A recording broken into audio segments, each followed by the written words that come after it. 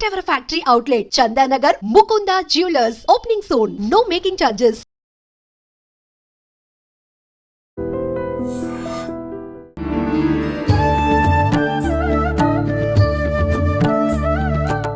నమస్కారం, welcome to I dream. ధర్మ మార్గం విత్ విజిత కార్యక్రమానికి స్వాగతం. ప్రస్తుతం మనతో పాటు ఉన్నారు సమన్వయ సరస్వతి వాగ్దేవి పుత్రులు బ్రహ్మశ్రీ సామవేదం షణ్ముఖ శర్మ గురువు గారు. ఇప్పుడు గురుగారితో మాట్లాడి మరిన్ని విషయాలు తెలుసుకుందాం. మనకున్న సందేహాలన్నింటినీ కూడా నివృత్తి చేసుకునే ప్రయత్నం చేద్దాం. నమస్కారం గురుగారు. నమస్కారం అమ్మా. అంటే వాస్తవాన్ని సరిగ్గా తెలుసుకోక మిడిమిడి జ్ఞానంతో మాట్లాడే మాటలు ఇలాంటి వాటికి దారి తీస్తాయి. సరిగ్గా రామాయణం చదవకపోవడం కూడా ఒక కారణం. అవునండి, అవును. అది సరిగ్గా అక్కడ మాట, అక్కడ సమావేశాలు, అక్కడ జరిగినటువంటి సంభాషణలు, ధర్మాధర్మ నిర్ణయాలు ఇవన్నీ అందులో ఉంటాయి. అవి యథాతథంగా తెలుసుకుంటే సందేహమే రాదమ్మా. నిజంగా చదివితే ఇంత చక్కగా అర్థమవుతుందా అండి? ఇంత మంచి వివరణ అర్థం చేసుకోవచ్చు అంటారు. వాల్మీకి చాలా తేట తెలుగు సంస్కృతంలో రాశాడు. తేట సంస్కృతం, సులభ సంస్కృతంలో రాశారు, మధురంగా రాశారు. అయితే మనకు చక్కటి అనువాదాలు కూడా వచ్చాయి, తెలుసుకోవాలి. ఒకవేళ మనం ఏమో అన్వయించుకోలేకపోతే వాటిలో కృషి చేసిన పండితులను అడగాలి. ఇప్పుడు మనం లెక్కల పుస్తకం తెచ్చుకొని చదివితే అర్థం కాకున్నప్పుడు లెక్కల మాస్టర్ దగ్గరికి వెళ్తాం. అలాగే దీనిలో కృషి చేసినటువంటి పండితులను అడగాలి. ముందే మనం ఏదో అభిప్రాయం ఏర్పరిచేసుకుని దాన్ని సమర్థించడానికి వాదిస్తూ కూర్చోకుండా ఓపెన్ మైండ్తో పెద్దలను అడిగితే వాళ్ళు ధర్మాధర్మం నిర్ణయం చేసి చక్కగా చెప్తారు. అయితే ఈ శ్రీరామనవమి నుంచి ఎవరన్నా ఏదైనా కొత్త విషయం చెయ్యాలి అనుకుంటే ఈ రామాయణం చదవడము, దానిలో ఉన్న విషయాన్ని అర్థం చేసుకోవడం మొదలు పెడితే బాగుంటుందేమో. అవును, అంతే కదండి. ఎందుకంటే రాముడు ఆదర్శమూర్తి, ఆరాధ్యమూర్తి రెండును. ఆదర్శంగా తీసుకొని ధర్మాలన్నీ ఆయనలో ఉన్నాయి, ఆరాధించవలసిన దైవత్వం కూడా ఉంది. అందుకే ఆయన ధర్మస్వరూపుడు, దైవస్వరూపుడు. ఆయన స్మరించుకోవడం, రామాయణం చదవడం, అందులో చెప్పిన ధర్మాలు జీవితంలోకి మనం తెచ్చుకొని ప్రయత్నం చేయడం, ఇవి చేస్తే రామనవమి పర్వం చక్కగా జరుపుకున్నట్లే. అయితే ఇంకొక డౌట్ అడుగుదాం అనుకున్నా నేను, కానీ మీరు చెప్పిన ఈ విషయంలోనే నాకైతే దానికి వివరణ అర్థమైపోయింది. కానీ ఏం అడగాలనుకున్నానో చెప్తా. బంగారు లేడి విషయానికి వస్తే, అలాంటి ఒక బంగారు లేడి ఉండదు, ఉన్నది ఒక విగ్రహం మాత్రమే. అది పరిగెత్తి జీవం ఉన్నదానిలాగా వెళ్ళదు అన్న విషయం సామాన్యులకే అర్థమవుతుంది. కానీ రాముడికి అర్థం అవ్వలేదా? ఎందుకు దాని వెనకాల పరుగు తీశాడు సీతమ్మ వారు చెప్పిన వెంటనే అని చెప్పి? జంతువులు, నూతనమైన జంతువులు, కొత్త ఒక రకమైన జాతి ఉంటాయి. అది దండకారణ్యం, పెద్ద అరణ్యం. అది అలాంటి చోటు నూతనమైనటువంటి ఒక లేడీ వచ్చిందంటే ఒక ఆకర్షణ కలగడం సహజం. అవునండి, అదే సీతమ్మకి కలిగింది. సీతమ్మకి అలా కలగడంలో తప్పు లేదు. ఎందుకంటే సమర్థుడైన పతి కదా, సర్వసమర్థుడు కనుక తీసుకురాగలడు. అందుకే తీసుకురమ్మంటుంది. పైగా ఇప్పుడు త్వరలో మనం వెళ్ళిపోబోతున్నాం. లేడీనైనా తీసుకెళ్ళచ్చు, దాని చర్మాన్ని తీసుకెళ్ళినా అందరూ ఆశ్చర్యపోయి చూస్తారు. కాబట్టి తీసుకురా అంటుంది. అప్పుడు లక్ష్మణుడు చెప్తాడు ఏమని, నాకు ఇది మాయలేడు అనిపిస్తున్నది. స్పష్టంగా చెప్తాడు. మారీచుడు అంటే వేషాలు వేసి తిరుగుతుంటాడు అని నాకు తెలుసుకున్నాను, వాడే అయ్యుంటాడు అంటే రాముడు గొప్ప మాట అంటాడు. నిజంగా లేడీ అయితే నేను తీసుకొస్తాను, ఒకవేళ రాక్షసమై అయితే దాన్ని ఛేదిస్తాను. అది ఛేదించాలి. కానీ రెండుతో ఏదైనా నేను చేయాలి కనుక నేను వెళతాను, జాగ్రత్తగా కూర్చో అన్నాడు. కనుక రాముడు ఏమీ పొరపాటు పడలేదు. స్పష్టంగా రాక్షసమై అయితే ఛేదిస్తాను, లేడైతే తీసుకొస్తాను అనుకునే బయలుదేరి వెళ్ళాడు. సీతమ్మ ఆకర్షణ పడ్డంలో తప్పేం లేదు, అడిగినది అంతే. అయితే అక్కడ ఘటన వెనకాల కారణం చాలా ఉన్నాయనుకోండి. అయితే లక్ష్మణస్వామిని కాపలా పట్టి వెళ్ళాడు, వదిలి వెళ్ళిపోలేదు కదా. తర్వాత ఆయన కాపలాను కూడా ఆవిడ అక్కడ ఉండనివ్వకుండా మాట్లాడింది. ఆ తర్వాత కథ అంతా మరోవైపు దారితీసింది. కానీ ఆ సమయంలో సీతమ్మది కానీ రాముడిది కానీ ఇద్దరిది తప్పేమి లేదు. ఓకే. అయితే రావణుని విషయానికి వస్తే ఎవరి ధర్మం వాళ్ళు నిర్వర్తించాలి అంటారు. రావణుడు రాక్షసుడు అన్న విషయం తెలిసిందే. మరి రాక్షస ధర్మం అనేది తను పాటించాడేమో, తనని మనం దుర్మార్గుడుగా చూడటం కరెక్టేనా? ధర్మం అనేది రాక్షసులకు ఒకటి, దేవతలకు ఒకటి, మానవులకు ఒకటి ఉండదమ్మా. ధర్మం ధర్మమే. ధర్మంలో పరస్త్రీని చెరబెట్టడం అనేది ఎవరికైనా అధర్మమే. అది ఎవడు చేసినా తప్పే. ఎందుకంటే రాక్షసులు అనగానే వాళ్ళు అధర్మాలు చేస్తూ తిరుగుతున్న జాతి అనడానికి లేదు. రాక్షస జాతి చాలా గొప్పది. మరి బలిచక్రవర్తి చాలా గొప్పవాడే, ప్రహ్లాదుడు చాలా గొప్పవాడే. కనుక రాక్షసులు కూడా ధర్మాన్ని పాటించాలి. పరస్త్రీని అపహరించడం ఏ ధర్మంలోనైనా తప్పే. అది రాక్షసులకైనా దేవతలకైనా ధర్మం మాత్రం ఒకటే. దేవధర్మం, రాక్షస ధర్మం ఉండదు. అందుకే రాక్షసుల్లోనే గొప్పవారైనటువంటి వాళ్ళు రావణుడితో చెప్తారు, ఇన్ని చదివిన వాడివి పరస్త్రీని అపహరించడం తప్పని తెలీదా, తప్పు కదా అని రాక్షసులే చెప్తారు. అందులో విభీషణుడు రాక్షసుడేగా. అలాగే మాల్యవంతుడు తాతగారు అవుతారు ఈయనకి, అమ్మ తరపు నుంచి. అలాంటి వాళ్ళే చెప్పారు నువ్వు చేసిన తప్పు అని చెప్పారు ఇక్కడ. కనుక రాక్షస ధర్మం కూడా కాదు అది, అది పూర్తిగా అధర్మం. అది తెలియక కొంతమంది రాక్షస ధర్మం ఆయన చేసాడు అంటుంటారు తెలియక. ధర్మం అంటే స్వభావం అని ఒకటి అర్థం ఉంది, ధర్మం అంటే సత్కర్మ శాస్త్రము రెండు ఉన్నాయి.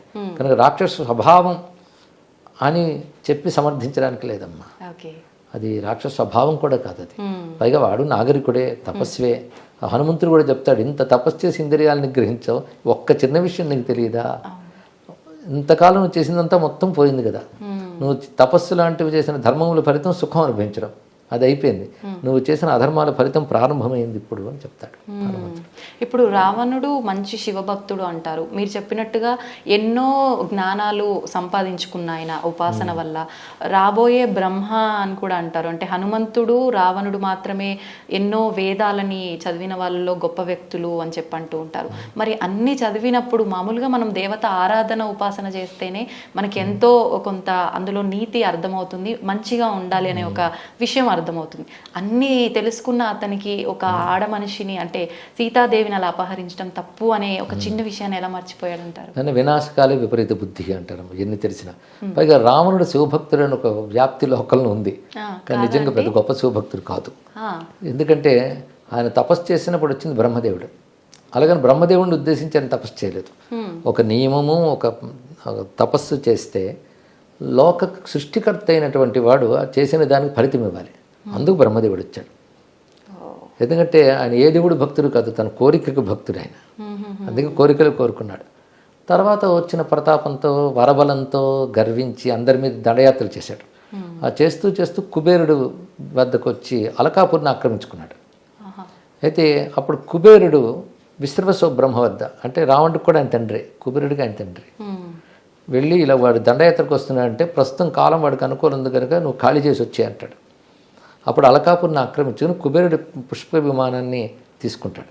ఆ పుష్పక విమానం ఎక్కడికైనా వెళుతుంది, ఏ లోకానికైనా, కానీ కైలాసం దగ్గరికి వచ్చేటప్పటికల్లా రాలేకపోయింది. అప్పుడు అక్కడ నంది నవ్వి నీ విమానం ఇక్కడికి రాలేదు, సాధ్యం కాదు సుమా అంటే అప్పుడు గర్వించి కిందకి దిగి నేను కైలాసం దగ్గర రాకూడదంటే కైలాసాన్ని నా దగ్గర తీసుకెళ్తానని పెకలించుతాడు, ప్రయత్నించాడు. వాడి తపోబలం ఉంది, శరీర బలం ఉంది కానీ పెకలించి ప్రయత్నం చేస్తాడు. అప్పుడు శివుడు బొటన వేలుతో ఒక నొక్కగానే చేతులు చిదిగిపోయి ఏడుస్తాడు. అప్పుడు పరమేశ్వరుడు వచ్చి రావము చేసి ఏడ్చేవాడు కనుక నీ పేరు ఎక్కడి నుంచి రావణుడు అని చెప్తాడు. ఆ తర్వాత నుంచి అతడు శివభక్తుడు అయ్యాడు. భక్తుడయ్యాడు అంటే శివ పూజలో చాలా మహిమ ఉందని చెప్పి శివారాధన చేసుకుంటూ వచ్చాడు. అయితే మిగిలిన పురాణాలు ఇవన్నీ కొంచెం దాన్ని ఎక్కువ చేసి ఆయన రుద్రవీణ మీటాడని ఇవన్నీ చెప్తారు, కానీ అది రామాయణంలో ఉన్న రావణ కథలు లేదు అది. కాబట్టి అతడు అవసరానుగుణంగా మారాడు. అంతేగాని శివభక్తుడు అంటే తన కోరికలతో భగవంతుని పూజించే వాళ్ళందరూ భక్తులు అనుకోకూడదు, వాళ్ళందరూ సకామ భక్తులు అంతే. అయితే వేదాది విద్యలని చదివాడు, సామాన్యుడు కాదు, చదువుకున్నవాడు చాలా. అందుకే అలాంటి వాడిని సంహరించడానికి భగవంతుడి దిగి రావాల్సి వచ్చింది. ఇక్కడ తపోబలం ఉన్నవాడు, జ్ఞానబలం ఉన్నవాడు. అయితే కాబోయే బ్రహ్మ అనేది హనుమంతుడి విషయంలో చెప్తారు, పురాణాల్లో ఉంది, రామాయణంలో ఆ విషయం లేదు. రావణుడు కూడా అనేక శాస్త్రములన్నీ చదువుకున్నవాడే. అందుకే సీతమ్మ ఒక మాట ఉంటుంది, విశ్వనాథ రామాయణంలో ఉంటుంది. సీతమ్మ కూడా ఒక బాగా చదువుకున్నావు, నీ రాజ్యంలో సత్పురుషులు లేరా, ఉన్నా వాళ్ళ మాట నువ్వు వినవా, ఇలా మందలిస్తుంది. విశ్వనాథ వారితో ఒక మాట అంటారు, వచో విభవ దేవత తీసిన కాలిగోరినా అన్నాడు. నువ్వు ఎలా తిరుగుతావే, మళ్ళీ బ్రహ్మలోకానికి ఏ మొహం పట్టుకు వెళ్తావు, సరస్వతీదేవి తీసేసిన కాలిగోరులాగా అంటుంది. తీసేసిన కాలుగోరు అంటే అది అమంగళం. అంటే మరి సరస్వతి కాలుగోరు అంటే విద్య ఉంది, విద్య సంస్కారం గంధం ఉంది, కానీ ఏం లాభం, నువ్వు తీసేసిన కాలిగోరు లాంటి వాడివని ఉంటుంది. అంటే ఎంత విద్య ఉన్నా అన్నీ ఉన్నప్పటికి కూడా ధర్మం అనేది లేకపోతే దెబ్బతింటారు. అయితే అంత విద్య ఉన్నా ధర్మస్పృహ ఎందుకు లేదంటే అహంకారం. విద్యావంతులందరూ ధార్మికంగా ప్రవర్తిస్తారని చెప్పలేం, ధార్మికులందరికీ విద్య ఉంటుందని చెప్పలేం. కొందరు విద్య లేకపోయినా ధర్మ సంస్కారాలు ఉంటాయి. కొందరు ఏం చేస్తారంటే వాళ్ళ పాండిత్యాన్ని అంతటిని వాళ్ళ అధర్మాన్ని సమర్థించడం కోసం వాడతారు. అందుకే విద్య ఉండడం వల్ల ధర్మం ఉంటుందని చెప్పలేం. అయితే విద్య ఉంటే ధర్మస్పృహ రావాలి, అది వస్తే చాలా మంచిది. దాన్ని వినియోగించుకోవడం తక్కువ. పైగా వాడు అసుర లక్షణం, అహంకార లక్షణం, ఆ పని చేయనివ్వలేదు. గురుగారు ఆఖరణ ఒక చిన్న విషయం, అంటే ఆదర్శ దంపతులుగా ఎందుకు తీసుకోవాలన్నది మీరు చెప్పిన వివరణ అయితే నిజంగా చాలా బాగుంది. ఇప్పటి జనరేషన్ వాళ్ళకి నిజంగా అంత ఆదర్శంగా ఉండలేరేమో, కొంతలో కొంత ఉండాలంటే ఒక చిన్న మెసేజ్ ఏమిస్తారు? ఎప్పుడైనా మానవ సంబంధాలు నిలబడేవి సహనం, సర్దుబాటు, ఈ రెండింటి వల్ల నిలబడతాయమ్మా. అలాగే మన పూర్వతరాలన్నీ అలాగే నిలబెట్టుకుంటూ కుటుంబ వ్యవస్థని ఇక్కడ దాకా తీసుకొచ్చాయి. భార్యాభర్తలు ఎప్పుడు కలిసి ఉండాలి, అదొక్కటే. ఎందుకంటే విడిపోవడానికి కారణాలు వీళ్ళు వెతుకుతారు, కలిసి ఉండడానికి కారణాలు వెతికితే అవి కనబడతాయి. మన శరీరంలో ఏదో ఒక అనారోగ్యం వచ్చిందనుకోండి, శరీరం విడిచిపెట్టాలనుకోం కదా, దాన్ని సవరించుకోవాలనుకుంటాం, లేకపోతే దాంతోపాటు బతికేస్తాం. ఎందుకంటే శరీరానికి ప్రాణానికి ఎంత అనుబంధం ఉంటుందో భార్యాభర్తలు కూడా అంతే అనుబంధం ఉండాలి. పరస్పరం ఇద్దరు స్నేహితులు కనుక సహనము, సర్దుబాటు, ఒకరు హద్దు తప్పితే ఇంకొకరు కాస్త సహనం వహించి వాళ్ళని సవరించే ప్రయత్నం చేయాలి, సర్దుబాటు చేసుకునే ప్రయత్నం చేయాలి. వీటితోనే ఏ రిలేషనే నిలబడుతుంది. ఎందుకంటే విడిపోతూ వెళ్తూ ఉంటే ఎవరితో సర్దుకోగలరు? కాబట్టి అది నిలుపుకోవాలి. ఎందుకంటే కుటుంబం కోసం నిలుపుకోవాలి. మొట్టమొదట వివాహమైన తొలి దశల్లో వాళ్ళిద్దరూ ఒక అన్యోన్యానికి, సామరస్యానికి రావడం కొంత సమయం పడుతుందాం. ఉదాహరణకు సర్జరీ చేశారనుకోండి, కొత్తగా లోపల ఆర్గన్ పెడితే అది బాడీకి సూట్ అవ్వడానికి కొంత టైం పడుతుంది. అవునండి, దేనికైనా అంతే. కొంచెం ఎమోషన్స్ అంటారు, భావోద్వేగాలు కలగచ్చు, ఇంటలెక్ట్ ఎమోషన్స్, ఒకవైపు బుద్ధి ఆలోచన, ఇంకోటి భావోద్వేగాలు, ఇంటి మధ్య ఒక సామరస్యం రావడం కష్టం, కొంచెం కాలం పడుతుంది. అందుకు పెద్దలు ఈ సమయంలో బాధ్యత వహించాలి. అందుకే అటు ఇటు పెద్దలు పెళ్ళికి పూనుకోవడానికి అదే కారణం.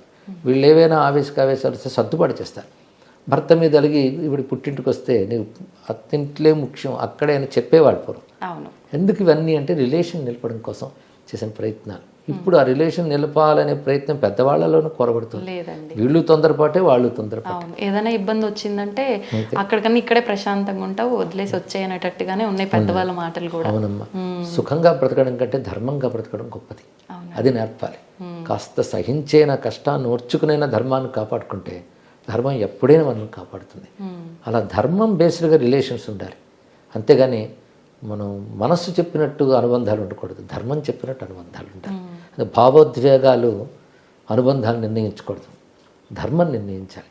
అలా ధర్మబంధమైన అనుబంధాల గురించి చెప్పే కనుకనే రామాయణం లాంటి గ్రంథాలు మనకు నిలబడిపోయాయి. ఈ విధానం అంతా కరెక్ట్గా ఉండాలి, ఇలాంటివి జరగకుండా అంటే పిల్లల్ని పెంచేటప్పటి నుంచే మనం ఇలాంటివన్నీ కూడా అలవర్చాలంటారా గురుగారు? అవునమ్మా, మైండ్ సెట్ ఎలా చేసామనేది చాలా ముఖ్యం. నిన్న మొన్నటి తరాల వరకు కూడాను బాహ్యంగా ఏం చదువుకున్నా ఈ ధర్మం పిల్లలకు అందేటట్టు ఇంటి ద్వారా అందించేవారు. ఇప్పుడు పిల్లల జీవితం విద్యార్థి దశ నుంచే ఇంట్లో తక్కువైపోయింది, ఇంటితో అనుబంధం తగ్గిపోయింది. అవునండి, పెద్దవాళ్ళకు కూడా తెలియని కాలమే వచ్చేసింది. కానీ తెలుసుకోవాలి. అందుకు ఇదిగో ప్రవచనాల ద్వారా, సద్గ్రంథాల ద్వారా అందించే ప్రయత్నం చేయాలమ్మా. చిన్నప్పటి నుంచి ఇలా నేర్పుతూ ఉంటే ధర్మం యొక్క ప్రాధాన్యత తెలుస్తుంది, వాళ్ళే కాపాడుకోగలరు తర్వాత. గురుగారు, కాలం విషయానికి వస్తే ఇందాక మీరు స్టార్టింగ్లో చెప్పినప్పుడు కాలం గురించి, కాలం ఎప్పుడూ మంచిదే, ప్రతిరోజు కూడా మంచిదే, ఏది అంటే చెడ్డది కాదు, ఏది మనకు అపాయం చేయదు అని చెప్పి. కాలము అంటే ఒక సమయం కింద తీసుకున్నాం అనుకోండి, ఆ సమయాన్ని ఎవరు ఎలా ఉపయోగించుకుంటున్నారో దాన్ని బట్టే వెళ్తుంది. కానీ ఒక్కొక్కరు అంటే ఏం ఆలోచిస్తారంటే మన కర్మని బట్టే మనం ఉపయోగించుకునే సమయమైన ఏదైనా ఉంటుంది, ఇవన్నీ మాటలు అంటుంటారు. ఏం చెప్తారంటే ఇటువంటి వాళ్ళు? మన కర్మని బట్టి అంటే ఒకప్పుడు మనం చేసుకున్న కర్మేగా, అది కూడా మనం చేసిందే కదా, తానంత తాను రాదు కనుక ఒకప్పుడు మనం చేసుకున్న దాని ప్రకారం ఉన్నప్పుడు అదేంటో మనకు తెలియదు కనుక ఇప్పుడు మనం చేయాల్సింది జాగ్రత్త పడాలి. ఎందుకంటే కాలం యొక్క ప్రభావం మన మీద ఎంత ఉంటుందో మన యొక్క ప్రభావం కాలం మీద ఉంటుంది. ధర్మాధర్మాలు లోకల్లో ఉంటే దానికి తగ్గట్టుగా కాలం అనుకూల ప్రతికూలాలు ఉంటుంది. ధర్మాధర్మాలు మన నుండే వస్తాయి కదా. అది కాలం చెడు చేసిందనే కంటే మనం చేసిన కర్మ కాల రూపంలో ఫలితాన్ని ఇస్తుంది. అందుకే సత్కర్మ చేస్తుండాలి. ఇదివరకు ఏదో దుష్కర్మల వల్ల ఇప్పుడు కాలం ప్రతికూలంగా ఉన్నప్పటికీ ఇదివరకటిది మనం ఇప్పుడు వెళ్ళి సవరించుకోలేం. కానీ ఇప్పుడు సత్కర్మాచరణ చేస్తూ ఏమైనా ప్రతికూలత వచ్చినా ఒకప్పుడు చేసుకున్న చెడ్డ పని యొక్క ఫలితం ఇదేని కొంచెం సహనం వహిస్తూ ఉంటే, అందుకే ఇందాక చెప్పినట్టే సహనం వహించాలి, సవరించుకోవాలి. ఈ రెండిటితో మనం కాలం అనుకూలం చేసుకోవచ్చు. గురుగారు, తల్లిని మించిన దైవమే లేదు అంటుంటారు. అంటే భగవంతుడే గొప్ప, సృష్టికి మూలమే భగవంతుడు అంటాం. మరి భగవంతుడి కన్నా కూడా తల్లి గొప్పనా ఎలా అర్థం చేసుకోవచ్చు అంటారు? అంటే భగవంతుడు సర్వవ్యాపకుడు పరమాత్మైనా ప్రత్యక్షం కాదు కదా. భగవంతుడు ఎలాగైతే మనకు కారణమై మనల్ని పోషిస్తూ రక్షిస్తూ ఉంటాడో అలా మన పుట్టుక కారణమై మనల్ని పోషించి రక్షించి కాపాడడం అనే ఒక దైవత్వం తల్లిలో కనబడుతుంది. తండ్రిలోనూ అలాంటి దైవత్వం కనబడుతుంది. అందుకే ఒక దైవీ గుణం లక్షణం అక్కడ ఉంది కనుక వాళ్ళని ఆరాధిస్తే దేవతలను ఆరాధించినట్లే. అది మాతాచ పార్వతీదేవి పితాదేవో మహేశ్వర అంటారు. అంటే పార్వతీదేవి తల్లి, శివుడే తండ్రి అని. అందులోనే తల్లే పార్వతి, తండ్రి శివుడిని భావం కూడా తీసుకోవాలి ఇక్కడ. అలాగ వాళ్ళని మనం గౌరవించి వాళ్ళని బాధ పెట్టకుండా చూసుకోవాలని దానివల్ల కుటుంబ సంబంధం బలంగా ఉంటుంది. కనుక ఏ పిల్లవాడైతే తల్లిదండ్రులను గౌరవిస్తాడో ఆ పిల్లవాడు తాను కూడా తండ్రో తల్లో అవుతాడు. అప్పుడు వాడు ఆదర్శంగా నిలబడతాడు. కనుక ఇది పరంపరను కాపాడుతుంది. గురుగారు శివుడు అన్నారు కాబట్టి నాకు ఒకటి అడగాలనిపించింది. ఇది నా పర్సనల్ క్వశ్చన్ అనమాట. నాకు శివుడు అంటే అది భక్తి అని చెప్పలేని ఒక రకమైన పిచ్చి. ప్రతి పని చేసినా, ఏ పని చేసినా కూడా శివుడు శివుడు, నా శివయ్య నా శివయ్య అని ఒక ఇంట్లో పర్సన్ లెక్క నేను ఫీల్ అవుతా. వేరే ఏదైనా టెంపుల్కి వెళ్ళాలన్నా అమ్మో నా శివునికి కోపం వస్తుందేమో, నా శివుడి గుడికి తప్ప నేను ఎక్కడికి వెళ్ళను. ఎవరైనా తిరుపతికి వెళ్దాము అని అన్నా కూడా నేను తిరుపతికి రాను, శివుడు కూడా ఏదైనా ఉంటే చెప్పు.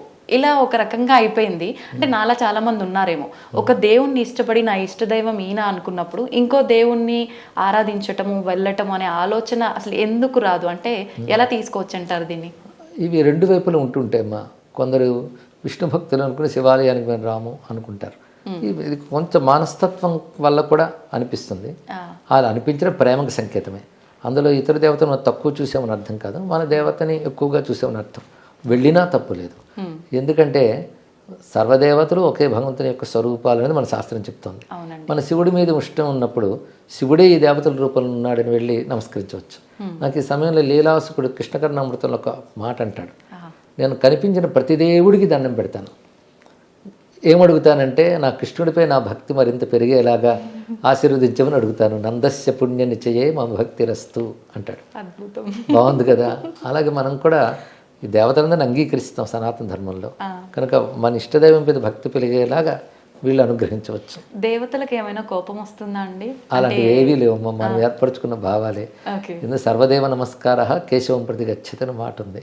అదేవిధంగా సర్వదేవ నమస్కార శంకరం ప్రతి గచ్చతి అని కూడా అంటారు.